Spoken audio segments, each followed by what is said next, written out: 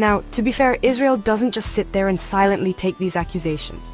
It has a robust and long-standing set of legal counter-arguments, and the first and foremost is self-defense. Israeli officials will point to the constant threat posed by Hamas and other militant groups in Gaza.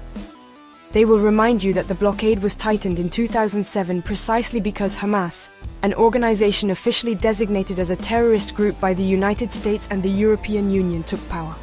From Israel's perspective, the blockade is not a punishment, but a necessary security measure to prevent weapons, materials for building tunnels, and other military hardware from entering Gaza and being used to attack Israeli civilians. Regarding the occupation status, Israel disputes the claim that it still occupies Gaza.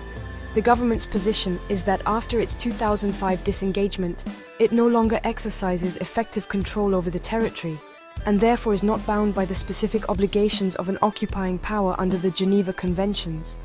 Instead, Israel frames its relationship with Gaza as one of armed conflict with a hostile entity. In this context, a naval blockade is a legitimate tool of war. A former Israeli legal advisor argued that during an armed conflict, international law allows for the interception of ships suspected of trying to violate a lawful blockade, even in international waters. This legal framework is what Israel uses to justify actions like the seizure of the Madlin.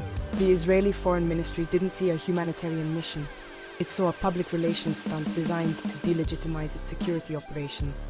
They argue that aid can and does enter Gaza through established land crossings that are subject to Israeli inspection. Therefore, attempts to breach the naval blockade are not about delivering aid, but about provoking a confrontation and undermining Israel's right to defend itself. They see these flotillas as deliberate attempts to create an international incident, knowing that Israel will be forced to act to maintain the integrity of its blockade. Furthermore, Israel has always maintained that its own judicial system is independent and capable of investigating and prosecuting any alleged violations of law by its forces. It often points to its High Court of Justice as a check on military and government power.